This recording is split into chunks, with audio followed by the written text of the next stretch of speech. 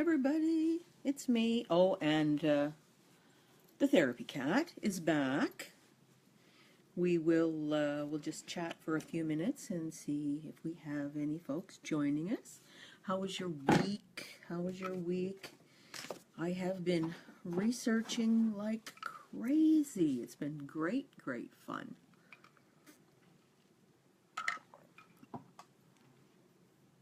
There's Elaine. Hi, Elaine. Hi, Elaine. Looking forward to having lunch tomorrow. That should be good to catch up. It's been a long time since I've seen you. Yay! With the 2 thumbs up. Yay. Oh, yes. Thank you so much. You can't come, though. You can't come. You can't come. So what's very exciting with you, Elaine? Anything good?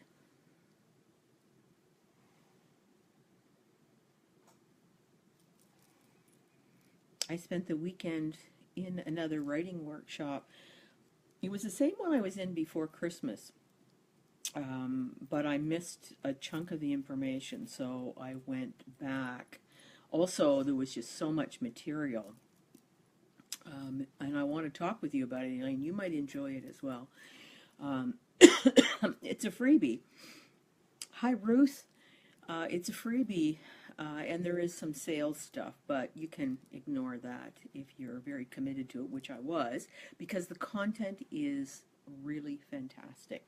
So if you have, hi Barb, if you have a book, like my scarf, my kitty scarf, yeah. Hi Christine. Okay, well, we are... Oh, you had a problem typing. Okay. I have been, actually, I've been doing a lot of work with my Dragon speaking software because I finished the management book, the outline, the extensive outline. I'll show you what that looks like. Where is it? Here it is. Look at this thing. There it is. This is the outline of the management development book that I'm working on. And the outline, hi Olga, the outline is so extensive that being able to put the meat in between is going to be fantastic. It's going to make it so much easier from an editorial point of view.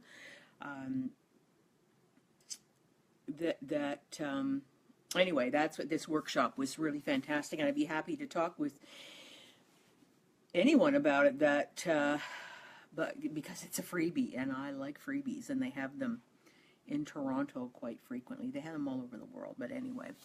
Let's talk about, we have got a dandy group of folks.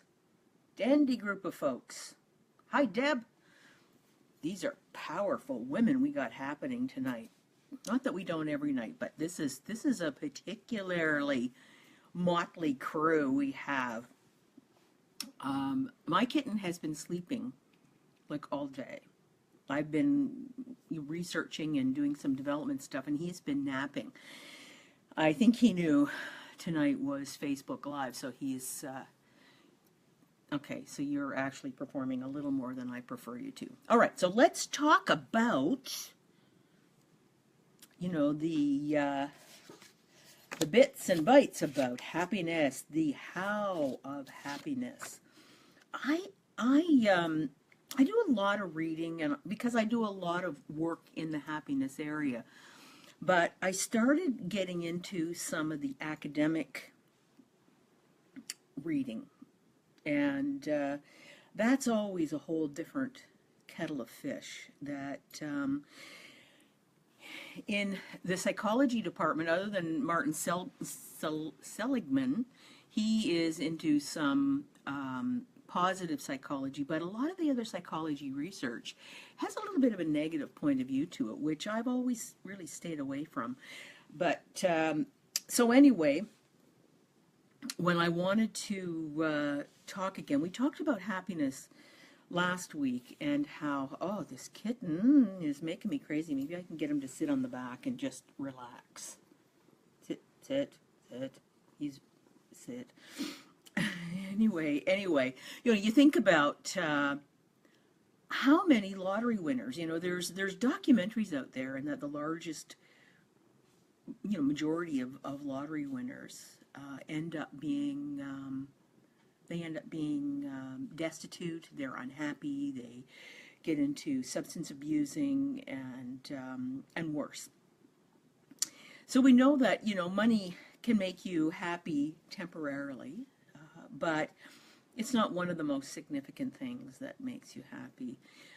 How many of us at one point, I remember being very young before Joshua was born, and working in a children's mental health facility and thinking, oh, if I were to make $25,000, wow, life would be good. And, then that comes and goes, and, then you start making, money way north of 100,000, and you're still not any happier. Because you can buy stuff and you can go on nice vacations, you can do stuff like that.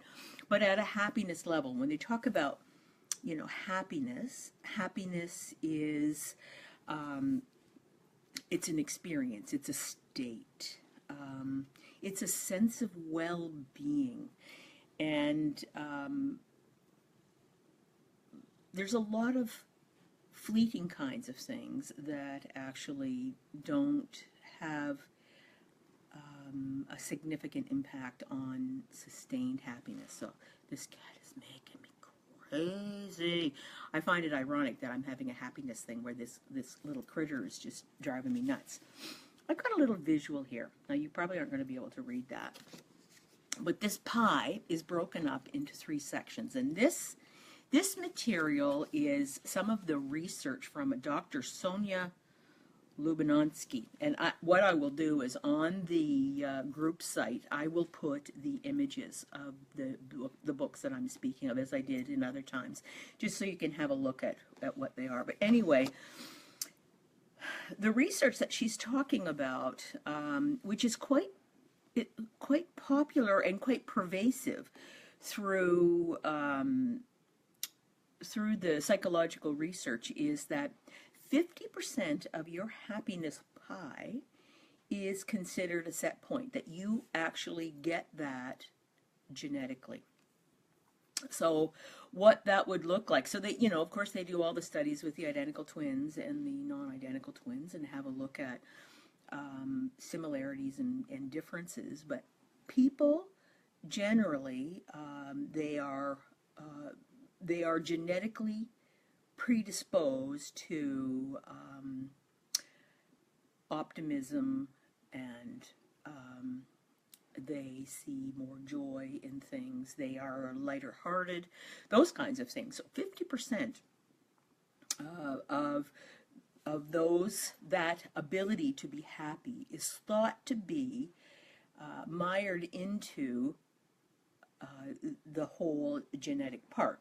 Well, we also know that those kinds of things, we can rewire the brain differently than what we are born with. So that creates a whole new ball game, if you will. 10% of that happiness pie, so we're up to 60% now, is incidentals. And incidentals come, the majority of people who are married are generally happier than people who are single. People who are attractive are a little bit happier than people who are not attractive, but not significantly. And that falls into that 10%. So, it's all these little bits and pieces. That would be where money would fit into it. That, once you have your basic needs met, the rest, money is really pretty incidental. Hi, Dawn. Anyway, so there's these incidental pieces. There's the 10%, 50% as what they're calling the happiness set point. And then there is the remaining 40% are up for grabs. And that's where you can influence your general happiness state at a very significant level. So even if you were to change your, oh, thank you, Dawn. Dawn's sharing the video. Thank you. I appreciate that. And there was a number of people who shared the video on this site last week, and that's fantastic. I appreciate your support in building up our group. Anyway, back to happiness and back to our pie of happiness. And so that 40%. The 40% is where we're going to actually focus our time today, talking about so I originally was going to talk about, how do you fend off unhappiness, but there's so many different areas where unhappiness, and this is all research based, where it falls, that we could do that over the next 12 weeks. So I opted to actually get into some of the research, and it might create some thinking, and that you might be very interested in any specific area. You can always give me feedback. And that reminds me, we have the subject matters already selected for next week that Christine has asked to have a session on dealing with emotional vampires. So we are going to do that next week. So please, if you think of anything that you're interested in hearing about, talking about, learning more about, just let me know. So it's very interesting in that, pardon me, now I've had my cat up around my nose and I've got kitty hairs, excuse me. Anyway, that 40% piece of the pie is really based on decisions we make minute by minute in terms of our happiness level. There is there is strong thoughts, and I was resistant for a very long time to think this way. But there is, and I've spent more time understanding the complexity of the research, and it's starting to make more sense to me. But the 40% of what we can influence, that's where I sent out an email on Facebook and said, is your unhappiness actually you're doing this unconsciously, you're not even aware of it, because there are an awful lot of unhappy people out there.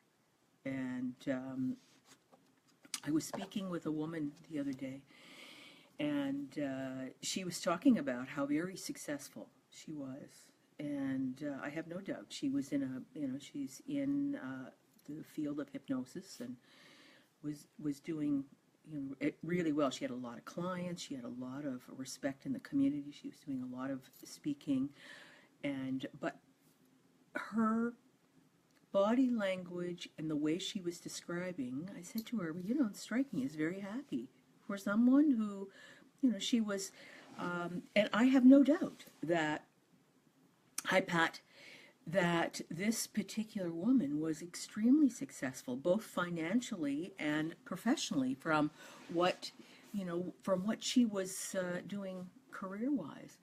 But she was most unhappy, and she started listing a number of the things that were going on that were getting in her way of happiness. And they were all decisions that she was capable of making. Therapists are a little bit, and coaches are a little bit tough with each other because they ask each other tough questions, where in normal social circumstances you might not be as forward. But it's like jewelers touch each other, they touch each other's jewelry, and coaches and therapists, they ask tough questions. And so it just reminded me again about, we were talking about happiness tonight. It was just an example of this particular person who had accomplished what she wanted in life, and actually had accomplished too much. And that was a large part of it, is that she was getting completely overwhelmed. There was no life-work balance, and she was feeling she was coming to an end of some of this pace that she was keeping in, that was frightening her. So happiness is based on decisions. Now that sounds, most people don't like to hear that, because what that means is that you actually have a fair bit of control over your life. And there's a whole group of people, oh, excuse me, my kitty has just made my nose so itchy. there's an awful lot of people would really like to not take accountability or ownership for their lack of happiness. And not unlike, when I was telling you that story about the woman that was going through radiation when I was too, and she was literally a whirling dervish of negative energy flying around in the waiting room, way down in the basement of the cancer hospital in BC, in Vancouver. And when you're around somebody that negative, you feel them. They're, like that little Pigpen character where there's a little dust comes around. Well, really negative people have that kind of negative debris follow them around. Anyway, she was talking about, just a lot of things she didn't understand about radiation and, blah, blah, blah, blah. And so, I was waiting for I think it was my second radiation treatment. And so I didn't know a whole lot, but I was pretty confident that, I was doing what I was supposed to be doing. So anyway, when I asked her, where are you at with this whole process? And she said, well, I have one more treatment. I've done 34. I was like, oh, and you still don't know the answers to these questions. Well, well, nobody will answer them. Well, that's likely not true. Yeah, some people like to visit and stay in Pity City. It's very true. There are some folks who their unhappiness gives them reason for being. Let me tell you about a really good friend of mine who, on a beautiful day in Vancouver, was walking in the dog park. And she loved to listen to classical music. Was listening to some beautiful classical music. It was a gorgeous day. So she was getting, and the dog park is on the ocean. So she was getting this, just bombarded with beautiful music. And with headphones, when you have headphones on, you hear everything. But you just have this music in the background. And she was getting this beautiful visual. The dog was out. She was seeing dogs playing. And this troll came up to her and said, "Take the damn earphones out of your ear and just enjoy the nature." And that's what she said to her. And my friend was like, what? Well, A, what gives you the right to talk to me like that? But B, why would you think that what is the right thing for me to do? That's just like a negative person floating around. I'm sure they're really happy, really happy. So happiness, 40% of your overall happiness is up to you. Is up to you to make decisions. So let me tell you the key ways to happiness, and then I'm going to finish off. So there's quite a few things. The key ways to happiness. Then I'm going to finish off with some of the research. And there's actually there's 12 common causes for unhappiness. So here we go. Let's start out with the key ways to happiness. You ready? Number 1 is building relationships.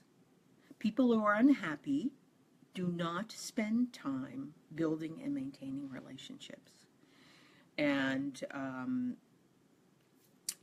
don't think there's anyone on this call that doesn't get that. Just doesn't get that in spades. The second thing that is a key area for people experiencing happiness is the ability to give thanks. The ability to be thankful for what is going on. As a reminder, I was actually putting a couple things in my gratitude and thankful jar. Have you put anything in your gratitude or thankful jar? Have you thought about, do you end your day with what you're grateful for, or if you were able to do something nice for somebody? The other day, there was an older woman was going into, I was going to get a Tim Hortons coffee, and this woman was on the phone, and she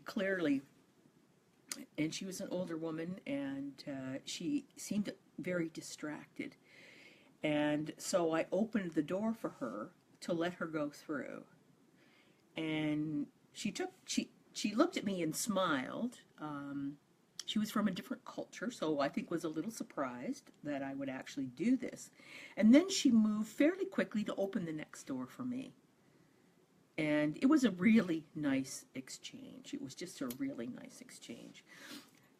So if you haven't been, been able to remind yourself of something you've done really well lately, something you're thankful for, something that you did nice for somebody, and it may have well been letting somebody into traffic, or it's something. It doesn't have to be a big deal. Just it's getting that into your habit of doing this on a regular basis, because increasing that 40%, and I still think we can increase it a whole lot more than 40%, but I'm going to go with the research for now with the 40%. Oh, the cat's back. Yay! Is being able to take some of these key ways. So building relationships, giving thanks, practicing kindness, and watching it spread, Pat. You're absolutely right, because it does. It does. And that was when I opened the door for that woman, and she made a concerted effort to rush over and open it for me. It was just it was such a lovely, thoughtful exchange. It was really nice. The practicing kindness. And sometimes what it is when you make a snap first impression, to let that go and to allow somebody to be of interest to you. So the person I was telling you about that was saying how great they were at what they did, and then was all this unhappiness. My first impression wasn't really positive, but then I thought about it that night, and I thought, you don't know. Keep an open mind. So the next morning when I went in, I made a point of saying, good morning. How was your evening? Did you do anything interesting? And we had a series of very nice chats over the course of the day. I was actually quite proud of my maturity and my ability to suspend my first judgment, because it wasn't completely wrong, but there was more. There was more there, if you know what I mean. Excuse me for itching this nose. The fourth thing, so we're building relationships, giving thanks, practicing kindness. The fourth thing is giving up grudges. That's a really difficult thing to do. That doesn't matter. It doesn't mean that you agree with what someone did. It's a matter of just forgetting. Forgive and forget. I know that's hard to do. And I know there's one of you in here that I'm not speaking to you directly, but I know that you're struggling a little bit with one of those kinds of things. And we've all done it from time to time. Anyone who's had a marriage breakdown, or a betrayal from a friend, or you've been terminated from a job, or anything like that, there's hard feelings there, and the sooner we can let some of those things go as just, okay, that's in the past. It's just in the past. And now we're here, and the next minute we're here, and then we're here. It's all right. Okay. The fifth thing is getting physical. Getting out. Today I did a view. We're starting to lose some of our snow north of Toronto, and I was out in the garden at the back of our yard. The snow was melted, and I was out. Not that that's getting physical by any means. That I had stuff to do today. I've been busy all weekend. I didn't get anything done. But I had a little walk around the backyard, and I was looking at my herbs to see which ones were coming back. And that was a very pleasant thing, because there's about 4 of them have they're fine. They're not robust because it's winter, but you can tell they're healthy. So get yourself out now. The ice is off for those of us that live in northern climes. That spring is coming. The days are getting longer, and get physical. Then the next thing is get some rest. Make sure you get rest. There was an interesting research point that an hour more sleep a night, what a magnificent difference that makes in terms of your ability to be happy and to be able to accomplish a lot more. So if you struggle, like me sometimes, with wanting to say, okay, okay, okay, it's now time to shut the light off and, put the book down, go to sleep, um, make sure you get the rest that you need. I know there's a lot of women in my age group that struggle with sleeping consistently. And my oncologist said melatonin. Take melatonin, it's a good thing. So I've actually been doing that, taking some melatonin, because it is, I know, with the amount of stuff I need to do, I need to get my sleep. Pay attention. We're going to the pay attention is the mindfulness. Be in that now. Do not live in the past. Do not live in the future. And these are common threads that I think come up in every one of our Monday night chats, because the whole concept is mindfulness. We're moving to mindfulness, managing our mindsets and moving to mindfulness. And there's all these different components to it. And being able to create an environment for yourself and a lifestyle for yourself where you can actually be happy, and recognizing that mindfulness, being in the now, being present, is a very large part of happiness. The eighth is not focusing on material wealth. There was an interesting book that just came out. I haven't bought it yet, but I'm thinking about it because, as you well know, moving from Vancouver, I downsized many, many, many things. Hey, Lori. And so there is great freedom to doing that, being able to eliminate. And there's a lot of, there's a real movement around simplicity and, the small houses. Have you seen all those? That's what I want. I want one of those granny houses, but it needs to be big enough that I can have a little art studio. But reducing the amount of stuff that you carry around, because we do know that stuff doesn't make happiness. It's again, it's that 10%, that incremental 10%, where the kinds of things that you think you need, and they're great. They make you happy for 5 minutes, and but I don't know if you've ever gone through and cleaned out your closet. Have you ever had to donate something to Goodwill or something that still have the tags on it? Hi, Holly. Oh, you have a teacup Yorkie that sits on your shoulder. Yeah, these fur babies that, yes, Wiley always wants to make sure I'm doing a really good job. So anyway, so moving from those, do those 8 points, they make sense, right? But these are keys to happiness. And there is physiological, a ton of wonderful things that happen. People who have a higher happiness index, they're healthier. They live longer. They're more creative. They're more successful professionally because they are more open-minded.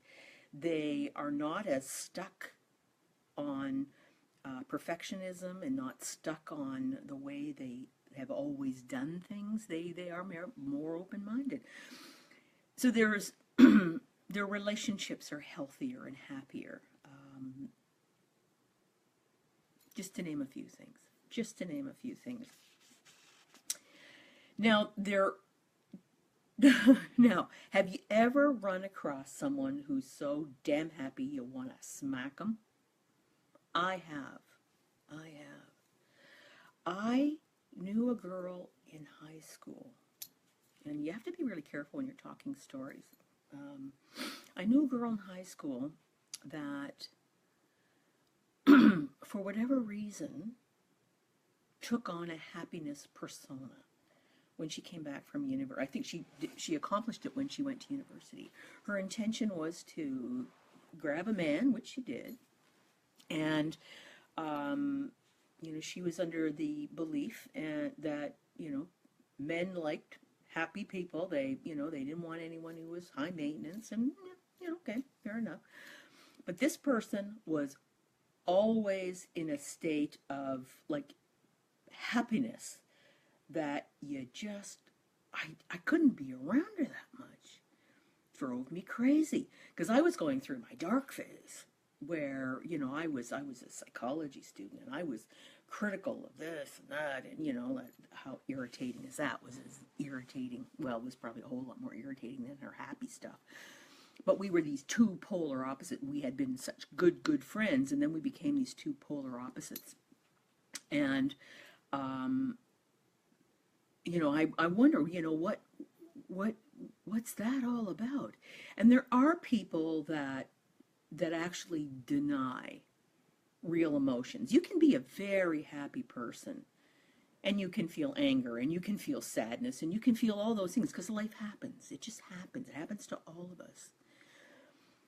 The difference between a happy person and someone who, and I don't want to use the word depressed because that's a big leap, but is, you know, happiness is a continuum. So if you've got a continuum, we'll use 40%, you know, from 1 to 40. If you've got someone who's, you know, in the high 30s, low 40s, they are likely to adapt to life events more easily than someone who is much lower in that happiness continuum.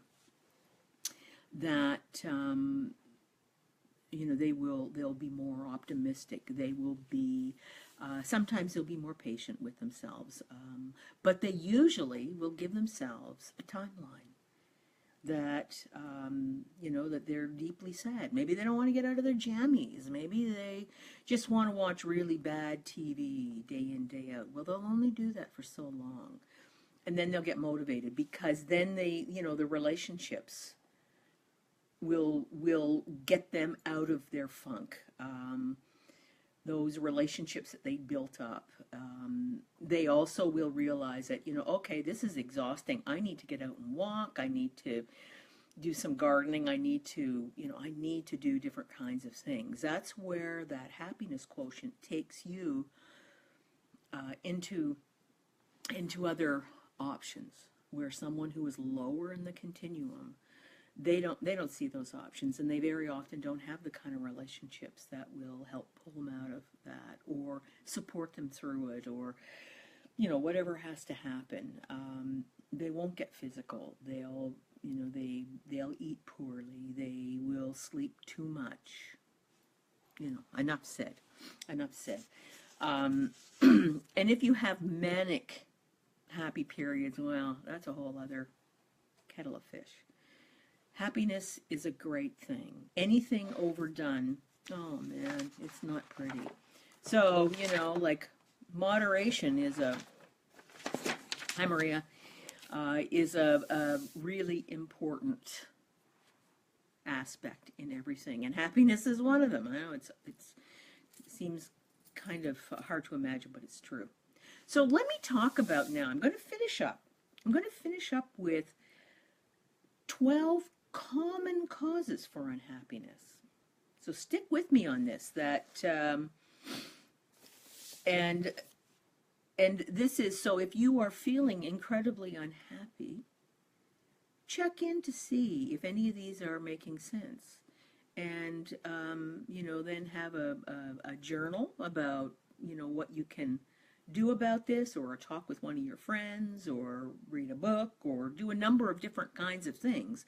But think on it and, you know, see if that's really where you want to be. So the first thing is, and this, it starts out pretty heavy, but actually it is, and is lack of meaning in your day-to-day life. Do you have any purpose? One of the things that I know some at-home moms, when their kids left for school, or, you know, left to go to university or got married or whatever, there, you know, some of these women who had been stay-at-home moms, they felt they had no purpose other than cleaning the house, and that didn't sit well with them.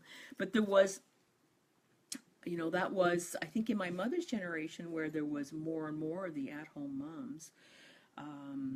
that was a fairly well-known period of time that even though, the commercials always have, oh, the mother's got the room changed into a quilting room or all these, exciting things, but there was a fairly high incidence of that lack of knowing what your purpose was now because you've been working like a Trojan as an at-home mom, and it is a very hard thing to do. And that job was done, and you needed to find another job. Anyway, the second one is this, and these are common causes for unhappiness. Okay. The second thing is obsession with the past or the future. If you can't get your head, hi Holly, you can't get your head out of either past events, that anger and resentment, a marriage breakdown, a betrayal, a firing, something, or the future where you're afraid of what could happen. When you're writing exams or you have to have physical assessments, that anything, past and future. The idea is, and we all have things where we will get a little bit consumed, and being a little bit consumed is okay. It's when it becomes time consuming totally. So if you're 40% in your spectrum and you are, let's say you're below 30, chances are there's a couple things. Hi Maria. These are going on. So, feeling out of shape or unhealthy. If you're just not feeling physically good, get out and walk. Get out and do something. Get a trainer. Get something. And if money is an issue, there's lots and lots of ways to get yourself a much better shape without anything fancy. I have just started doing morning easy stretch yoga, and there's some fantastic stuff on YouTube for that. Love it. But anyway, get yourself moving. Focusing in on negatives is number 5. If your natural thought is to go to a negative, oh, I'm tickling his toes. He doesn't like that. If your natural thought is to go to a negative, you're going to have to interrupt that thinking. You're going to have to recognize that you're doing that. Practice, practice, practice. Stopping that. Okay? That's a whole, that's where you have, you have an ant infestation, that autonomic negative thinking. We talked about ants. You have an ant infestation if you are focusing on negatives only. Avoiding personal accountability, not taking responsibility for what you own. That holding everybody else responsible for your happiness. Nobody is responsible for your happiness. You are. And if somebody is getting in your way of happiness, it is your responsibility to sort that out. Because nobody else is going to do it. Nobody's as interested in you as you. I know that sounds a little bit tough, but it's so true. The next one is perfectionism and the fear of failure. Let that go. I know I have full coaching relationships where I deal with perfectionism because it's a very hard pill to swallow, that you just can't let something go. I've worked with a number of people. I worked with a woman who was a graphic designer and was a perfectionist, and it was painful because the issue was she was charging me by the hour, and her perfectionism was costing me a fortune. And we had to have a tough conversation about that because I was quite happy with the $100 before cutoff. It was fine. It was fine. The few minor changes, I couldn't even see them anyway, so it didn't really matter. Low self-esteem, that negative messaging that you give yourself, that, I'm not good enough, I'm not pretty enough, I'm fat, I'm stupid, I'm, nobody will hire me, I'm too old. All these kinds of things, blah. Get rid of it. Get rid of it. Tell yourself another story. another story. Something that is, you have a thought to that? Something that is a little gentler and a little kinder.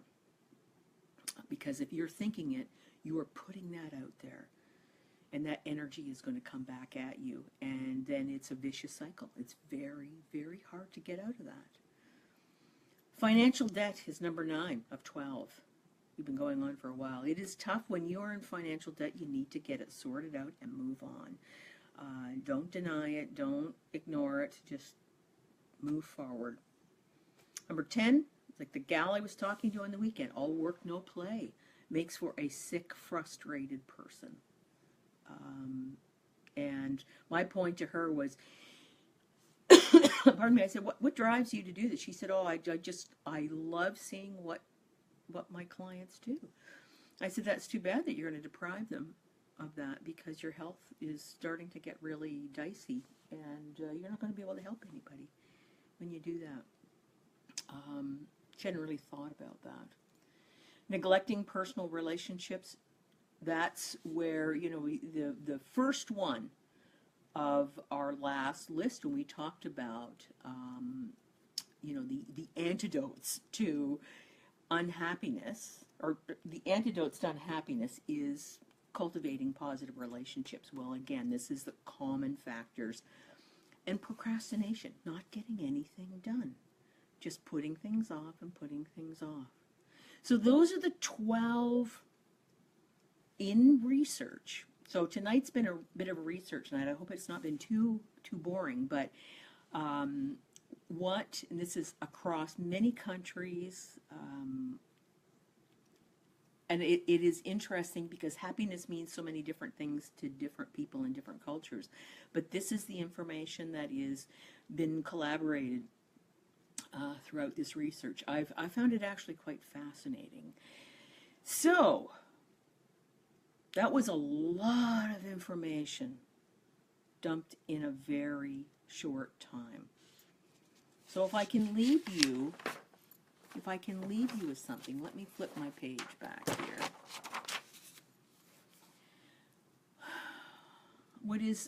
I think what is really important to remember is the relationships, building relationships, nurturing relationships, being thankful, practicing kindness, being mindful, letting go of grudges, and being physical. Those are common threads. And, I'd love to hear anything you have to say about, and there's a couple books that I've been, I based a lot of my material on, and I'll put those images on the group for you so you can have a chance to see them. And they're very nice reads that,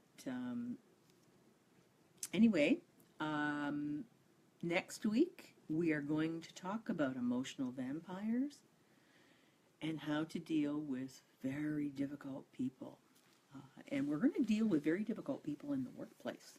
That's where we're going to narrow it down even a bit more. So, this is the Therapy Cat and Judy Mackenzie. I'm going to sign out. I thank you all so very much for joining me. I look forward to thinking about our chats and doing the research to present information that I hope you'll find factual and informative. And again, appreciate it if you can recommend or forward the links and let people know that we have this group here. And I will chat with you all very, very soon. Good night, everybody. See you next week.